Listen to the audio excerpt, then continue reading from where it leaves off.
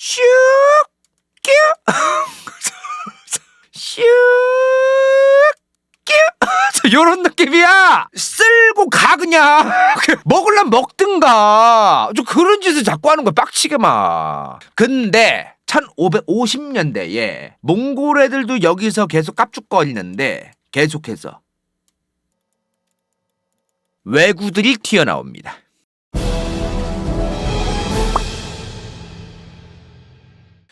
그렇게 1368년 유교를 표방하고 유교 질서를 확립하겠다면서 오랑캐를 무찌르는 질서가 있는 유교 사상 그 자체의 국가라고 자칭하던 주원장의 명나라가 들어섭니다. 저번에 원나라 편에서 제가 말씀드렸죠. 원나라는 유교를 공부한 애들이 공부를 백날해도 뽑아주지도 않고 한족이란 이유만으로 패겠다. 아무튼 이제 이런 거를 이제 180도 주원장이 바꾸죠. 유교를 공부한 유생들만 꼼꼼하게 골라가지고 나라의 관리를 앉힙니다. 왜? 유교를 공부한 애들이 많았으니까요. 이렇게 생각하면 안 돼. 아, 유교를 공부한 애들이 똑똑하고 얘네가 잘하고 얘네처럼 나라를 운영해야 좋은 거니까 얘네를 앉혔나가 아니라 유교라는 통치 체제를 알고 있고 배운 애들이 원나라의 그 강남 쪽에 엄청나게 바글바글하게 많이 있었고 얘네들이 중심이 돼가지고 나라를 세워야 주원장을 지지할 세력도 있으면서 또 얘네도 어찌됐든 질서 좋아하는 애들이니까 질서정연하게 나라를 이제 세우려면 이런 어떤 이데올로기가 필요하거든요. 이념 같은 게, 사상 같은 거, 철학이나 그런 거로도 좋고 여러모로 좋아서 주원장도 그냥 갖다 쓴 거예요. 그렇지. 유교 배우면 황제만세 자동세 내지. 자, 이제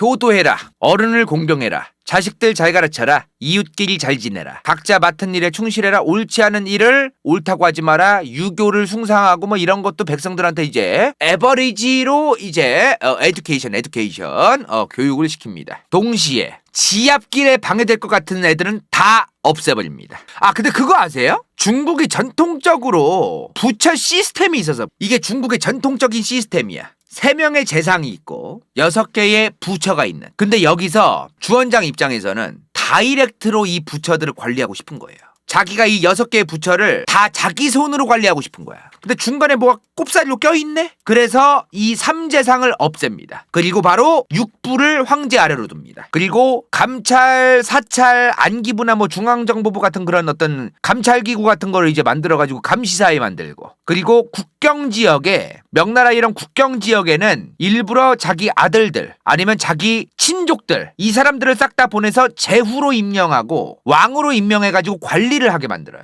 우리나라에서는 왕이라는 존재가 되게 뭐 대단한 그런 건데, 중국 대륙에서 당시 말하는 지금 제가 말한 왕은 황제 아래에 있는 건 당연한 거고 그냥 그 지역의 군대만 관리하는 권력인 거야. 오로지 세금이라던가 이런 거는 주원장이가 하고, 그래서 이 왕을 호칭을 왕이라고 했다고 해서 고려나 조선의 왕이랑 똑같이 생각하면 안 돼요. 그런 느낌이 아니야, 저거는. 그러니까 이게 동아시아 역사를 공부할 때 우리는 요런 거 있단 말이야, 요런 거. 요런 단어를 좀 우리가 이해해 놓을 필요가 있어요. 여기서도 또 갈려. 명나라가 인식한 이 영토가 있을 거 아니야. 이 영토 안에 있는 왕이랑 또 다른 나라에 뭐 이제 속국화해가지고 자기들이 이제 좀 조공책봉 관계로서 다른 나라에 원래부터 있던 왕이랑은 좀 다른 느낌이었다. 우리 원장이 형이 의심병이 좀 많았어. 자격지심이랑. 가난한 농민 출신이었잖아요. 이 사람이 옛날에 홍건적에 들어가기 전에 하도 가난하고 먹고 살기 힘드니까 머리 밀고 떠돌이 승려를 해요. 근데 광천지하 천생성인, 빛나는 하늘 아래 성인이 오셨다. 우리 원장이 형, 우리 주원장 황제 짱짱굿! 이런 단어를 얘기한 신하가 있었어요. 광천지하 천생성인이다 하면서 주원장 빨아주면서 이제 싸바싸바 했던 신하가 있단 말이야. 그러면 주원장이 갑자기 이래. 빛나는 성인? 아니 시부레 내가 떠돌이 승려에서 머리 밀었던 거 비꼬는 거냐? 이러면서 갑자기 때려 죽여요. 삼국지에 나오는 십상시 아시죠? 10여 명 넘는 환관들이 황궁 전체를 쥐락펴락했다. 한나라의 조정을 쥐락펴락했던. 옛날에는 이게 십상시니까 뭔가 우리나라 사람들이 대부분 저 내시들이 왜 저렇게 설치지? 아니 환관이면 내시인데 환관하면 내시를 떠올려 자꾸. 태조왕건 보면 궁예한테 예 폐하 이제 이러는 환관들 나오죠. 그런 느낌이 아니에요. 옛날에는 환관이 어떤 느낌이냐면은 황제의 측근이자 사실상 오른팔 왼팔이었습니다. 이렇게 생각을 해야 돼요. 솔직히 황제가 내가 됐어. 내가 쿠데타를 일으켰거나 난을 일으킨 게 성공해서 황제가 됐어. 그럼 누굴 믿어? 얘네밖에 믿을 애가 없는 거예요. 그러니까 뭔가 외롭단 말이죠. 황제라는 자리가 되게 외로운 자리거든. 그 외로운 자리에서 신하들도 언제든지 통수칠 수 있는 거잖아요. 그럼 황제가 많이 의지하고 술 한잔 같이 먹어달라고 하거나 대화를 하거나 자기가 믿을 만한 환관들한테 부탁을 맡기거나 아니면 누굴 감시하라고 시키거나 이런 걸 다 환관이 하는 거, 환관이. 그래서 환관이 굉장히 좀 황제의 우정 같은 게 생기고 이제 그래가지고 유대관계 같은 게 황제들이 환관을 많이 믿었어요. 그러다 보니까 환관이 황제를 이용해서 황제를 등신 취급하면서 쥐락펴락하는 경우도 생겼던 거죠. 근데 이러한 역사를 돌아본 주원장이가 이렇게 생각을 한 거야. 환관 얘네는 얘는 도 아니다. 얘네는 원래 그냥 황궁에서 수발이나 들고 심부름이나 처하고 청소나 하고 그래야지 무슨 뭐 정사에 관여를 하고 뭐 중요한 어떤 책무 같은 걸 황제가 오다를 내린다? 아, 그런 것도 없어야 된다. 얘네는 그냥 심부름만 해야 돼. 심부름만. 딴짓거리 하면은 옛날에 한나라 때 십상시처럼 그런 일이 또 일어난다. 이때부터 이제 환관들을 굉장히 좀 심부름만 시키는 그런 느낌으로 이제 바뀌어가요. 중국 대륙 역사에서. 주원장 때부터. 감히 정치에 대한 의견을 황제한테 제시한다? 조져. 감히 황제한테 의견을 얘기하고 나랏일을 뭐 운영하는데 나한테 조언을 해? 조져. 환관이 글을 배우는 것도 문제다. 환관이 글을 배우지 못하게 금지하라. 물론 주원장은 자기랑 같이 명나라를 세운 개국공신들도 주원장은 안 믿었어요. 지만 믿는 거야, 지만. 그래서 환관을 처음에 주원장이 명나라 처음 세웠을 때 2년 차에 100명밖에 안 뽑아요. 근데 15년 차 됐을 때 361명까지 늘립니다. 주원장도 느낀 거지. 아무도 믿을 인간이 없는데 과거 역사만 돌아보고 환관들이 문제를 많이 일으켰으니까 환관들을 다 쳐내긴 했는데 외로운 거야. 자기 편으로 쓸 사람이 환관밖에 없구나 하면서 주원장도 결국에는 환관을 늘려요. 그러다가 이제 주원장이 늙어 죽습니다. 근데 당시에 주원장의 첫째 아들이 일찍 죽어요. 그래서 주원장의 손자가 22살의 황제가 됩니다. 주원장 죽고 나서. 건문제라는 칭호로 이제 황제가 돼요. 근데 얘 쿠데타 일어나서 죽어요. 왜 죽었게? 주원장의 손자 건문제가 왜 죽었을까요? 환관이 쿠데타 일으켜서. 환관들이 쿠데타를 일으킨 세력들하고 손을 잡고 건문제의 통수를 칩니다. 그렇게 명나라 수도가 남경이었어요. 난징. 그 난징까지 함락됩니다. 당시 쿠데타 일으킨 사람이 누구였을까? 주원장의 넷째 아들. 바로 영락제입니다. 그 건문제의 작은 아빠였던 영락제가 쿠데타를 일으켰던 거죠. 이 양반도 관상 개쩔어. 자, 영락제. 이 양반이 명나라의 영토를 엄청나게 확장시킨 사람이긴 해요. 요 영토 있죠? 요 영토. 요 영토만큼을 확정적으로 만들어가고 더 넓혀갔던 인물이 바로 영락제입니다. 그리고 1421년 수도를 베이징으로 옮깁니다. 근데 저번에 한번 말했죠. 중국 대륙 역사에서 우리 위대한 한족의 국가 하면서 대놓고 떠들어대면서 대륙을 통일했던 나라는 명나라밖에 없다. 한나라 다음에 중국 대륙을 통일한 한족의 국가는 한나라 이후에 명나라뿐이다. 그 중간에 중국 대륙에서 중국 대륙을 통일한 한족 국가는 없었습니다. 자, 수나라와 당나라 뭐라 그랬어? 선비족이 세웠단 말이야. 수나라, 당나라의 황제들도 선비족이 황제였지만 그 선비족 황제들이 오히려 선비족을 무너뜨리고 선비족을 희석시키고 나는 한족인 것 같아, 얘들아. 한족들 되게 문화 좋은 것 같다. 나는 천자구, 유교짱, 한족장. 자기들이 선비족인데도 불구하고 한족에 오히려 황제들이 동화가 됐단 말이에요. 안 그럼 통치를 못하기 때문에 자기가 일일이 한족들아 나 새로운 천자야. 난 선비족 출신 수양제라고 해. 나는 선비족 출신 이세민이라고 해. 안 그러잖아 그 사람들이. 미쳤다고 그 짓을 해? 그러다가 이후에는 이제 송나라도 있었죠. 송나라도 있었지만 송나라가 결국에는 요나라, 금나라한테 개박살나고 나중 가선 또 몽골한테 개박살나고 원나라가 탄생하고 그리고 몽골의 원나라, 몽골족의 원나라가 생기고 얘네가 실책을 범한 거죠. 중국 대륙 역사에선 무조건 한족에 대한 동화 정책이라던가 한족과의 융화 정책이 필수인데 얘네들은 그냥 한족을 완전히 그냥 맨 밑에 그냥 등신 취급하고서 이제 나라를 운영했으니 오래 갑니까 이런 나라가 원나라가. 그렇게 이제 원나라가 생기고 또 한족의 부흥을 이끌겠다면서 명나라가 생긴 거죠. 근데요 이 명나라 고작 276년 갑니다. 왜 저거밖에 못 갔을까? 원나라를 망하게 하고 명나라를 세웠던 주원장이 같은 명나라를 망치고 청나라가 들어서게 한 이자성 때문에 개박살납니다. 그리고 동시에 임진왜란과 여진족까지 등장합니다. 그리고 마지막으로 플렉스. 만력제의 플렉스까지.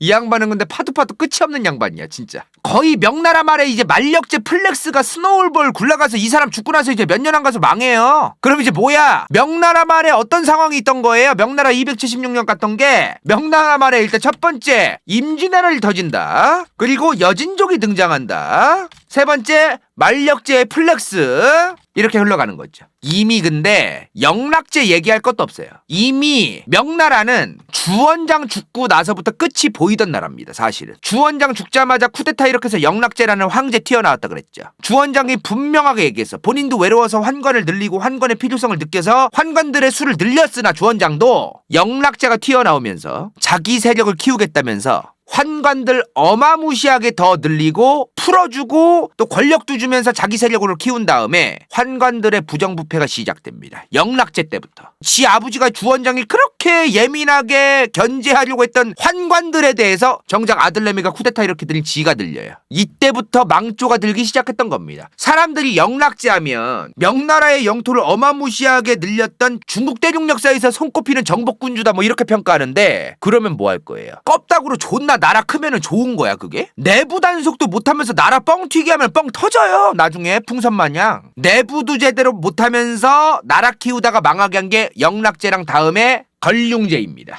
이 청나라 최대 영토를 청나라 걸륭제 때 만들거든요. 저 걸륭제 때 엄청난 영토 정복을 해요. 이 걸륭제가 그리고 나서 청나라 망조듭니다. 그 사람들이 걸륭제 하면은 저 사람 청나라에 개쩌는 사람이었어. 영토를 엄청나게 늘렸던 사람이잖아. 라고만 알고 있어요. 근데 걸륭제가 저거 늘리느라 내부 단속 못해가지고 내부에서 어마무시한 부패가 증가합니다. 이게 그래서 국뽕에 빠지면 안 되는 거예요. 걸륭제가 나라를 저렇게 영토를 넓혔으니까 잘했겠지 끝? 이러면 안 되는 거거든 저게. 영토 작아도 강한 나라 많아. 특히 우리나라 역사에서 자꾸 우리나라 사람들이 집착하는 게 있어. 이런 거 있죠. 고구려 전성기. 자꾸 그 역사 공부할 때 이상한 거에 집착을 해. 영토 중요하죠. 영토가 중요한데 그 영토만으로 그 국가의 어떤 평가, 그 당시의 왕을 평가할 걸 전대로 아니다. 어찌되었든 영락제 때부터 주원장이가 그렇게 환관들 조심하라고 난리쳤는데도 지 아버지 말 안 듣고서 쿠데타 일으켜서 지 세력 만들려고 환관들을 계속해서 풀어주고 그래가지고 환관들이 엄청난 부정부패를 계속해서 일으킵니다. 어느 정도였냐면요. 당시에 영락제 이후의 명나라 얘기 드릴게요. 영락제 이후에 명나라의 환관들이 어느 정도로 개판이었냐면은 이 새끼들이 이제 휴가를 가. 뭐 조선으로 휴가를 갔다고 치자. 조선으로. 그러면 그 조선에 가가지고 고위 관료 만나서 황제 폐하의 어명이야 시부래. 나한테 돈 이 정도 줘야 돼 너. 나 이번에 돌아갈 때 요 정도 안 받으면은 황제 폐하 개빡쳐. 돈 내놓으라고. 명령도 없었는데. 그리고 막 지네 나라에서도 여기 가가지고 애들아 안녕 여기 대표 관리 누구니? 그러면 이제 관리자들도 환관의 권력이 센 걸 아니까 환관 나으리 어떻게 오셨냐고 그러면 이번에 황제 폐하께서 산삼이 필요하시대. 건강이 좀 어려우신가 봐. 산삼 좀 줄래? 그럼 산삼 구해다가 지가 처먹고 막. 자 어찌됐든 동시에 명나라 개판이었는데 뭐라고 했습니까? 아까 북원 아직 안 망했습니다. 북원이 사실상 이게 영향권이라고 봐야 됩니다. 영토라고 보면 안 돼요 저건. 영토라면은 여기를 굳건하게 지켜내야 되는 건데 명나라가 올라가도 그만인 거야. 이게 왜 이렇게 되어 있냐면 지금 명나라도 더러워서 안 가는 거예요. 명나라가 이제 여기를 먹었대. 그럼 이제 여기에 이주 정책을 할 거 아니야, 이주를. 그럼 여기에다가 이제 뭐 여기 살던 사람들을 일로 이제 이동을 시켜가지고 살겠죠, 예를 들어. 그러면 여기 가잖아. 그럼 여기가 아무것도 없어 진짜.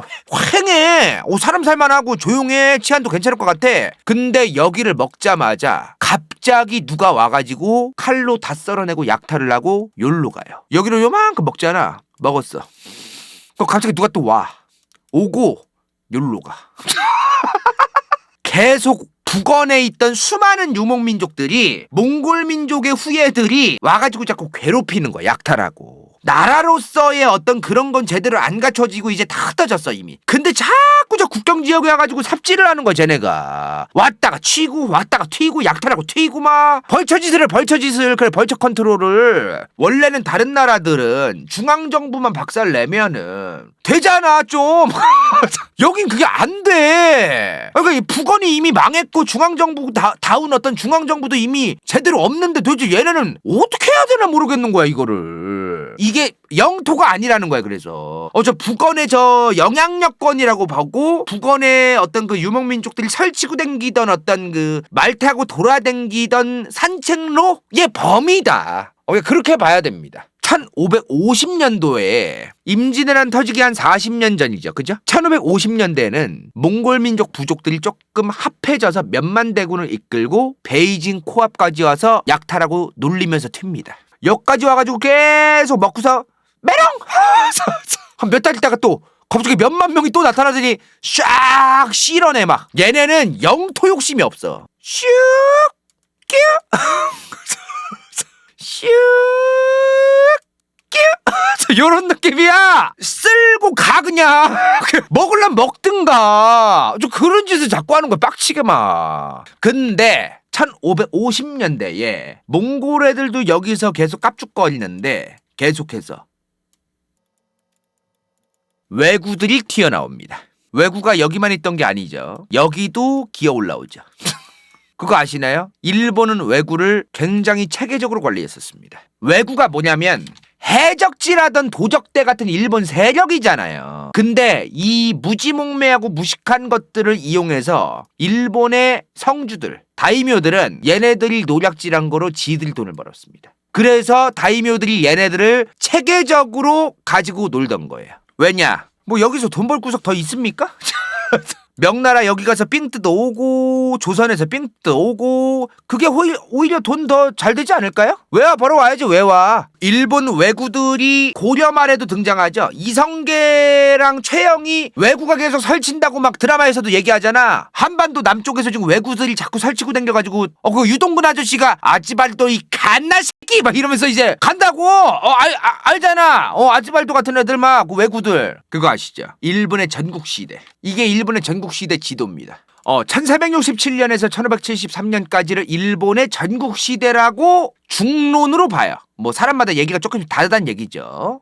이 시대가 한 100년 정도인데. 근데요, 이 전국시대가 시작하기 전에도 전국시대였어요. 여기는.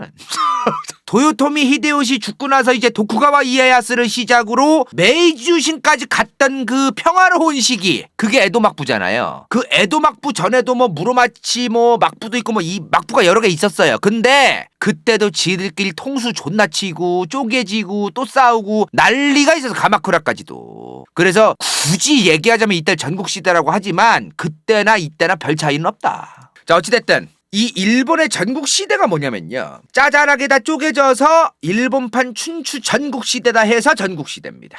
이 전국시대 시작되기 전에 두 가지 정도의 역사적 막부가 있었어요. 뭐가 있었냐면, 그냥 외우지 마세요. 일본의 전국시대는 1400년대 중반부터 1500년대 중후반이구나. 그 다음 임진왜란이 일어나래? 그럼 이 사이에 뭐가 있어야 돼? 오다 노부나가랑 도요토미 히데요시가 나와야겠죠. 얘네가 뭘 해서 이 전국시대가 끝나서 임진왜란이 됐구나. 임진왜란을 일으켰구나. 요게 이제 딱 정리가 되죠. 전국시대 전에 가마쿠라랑 무로마치 막부라는 막부가 있었어. 대충 요 순서예요. 요 순서. 얘네 둘이 언제냐면 1100부터 1500년대야. 요 정도로 생각하시면 돼요. 얘네 둘을. 이때부터 이 전국시대가 본격적으로 시작되었다고 얘기하기 전이었던 이 가마쿠라 무로마치 때부터도 이미 일본 섬에 있던 수많은 세력들이 찢어지고 연병 난리를 치고 쿠데타를 일으키고 막 그럴 때예요. 가마쿠라 막부, 무로마치 막부 저 1100에서 1500년대 사이를 거치면서 계속해서 찢어져 가고 있다가 거의 그냥 피크라서 이때를 전국시대라고 하는 겁니다. 나라가 계속해서 찢어진다는 건 뭐예요? 전쟁이 끊이질 않는다는 거죠. 나라에서 계속해서 저 섬에 있으면서 전쟁이 끊이질 않으면 무슨 일이 일어날까요? 세력 다툼과 숙청 오브 숙청이 계속해서 일어난단 말이에요. 자, 근데 여러분이 이제 원래 간다 가 원래 지배하고 있던 여기에 오토모 소린이 튀어나왔어. 그래서 이제 간다 아래에 있던 애들이 숙청 대상이야. 여러분들 이제 숙청 당하실 거예요? 뒤질 바엔 해적되는 게 낫죠. 루피 되는 겁니다. 루피. 숙청 당할 바에는 루피 되는 게 낫다. 다이묘가 이제 일본의 어떤 그 뭐랄까 제후? 성주? 이 범위를 이제 해먹는 애, 거기 짱 먹은 애를 다이묘라고 하는 거예요. 자기들의 사약선, 해적선들의 세력들을 일부러 만들어요. 아까도 말했지만. 그래서 그 해적들한테 얘들아 해적질 좀 해서 물건 좀 가져와, 이 지랄해. 그 지랄 하던 게 딱 고려 말 1300에서 1500년대 오직에 설쳐되던 때였던 겁니다. 아까 뭐라고 했어요? 이 일본 전국 시대가 열리기 전부터 이미 계속해서 쪼개지고 있었다 그랬죠. 그 쪼개지는 과정에서 이 가마쿠라 막부, 무로마치 막부 때 있었던 다이묘들이 어마무시한 계획적이고 설계가 되어 있는 사약선, 해적선들을 세력을 만듭니다. 그래서 1300, 1400, 1500년대 내내 외구색들이 자꾸 설치됐던 거예요. 고려 말부터 명나라 때까지만. 당시 명나라는 뭐예요 지금? 북원에서 아까 얘기한 그 벌처 컨트롤하던 북원의 수많은 몽골 유목민족들, 그리고 바다에서 벌처 컨트롤하던 일본의 왜구들까지 개빡치는 상황이었던 거죠. 그러다가 결국 1592년 임진왜란이 일어납니다. 여기까지. 이번 영상이 볼만했다면 좋아요와 구독, 재미없었다면 이건 재밌을지도 몰라.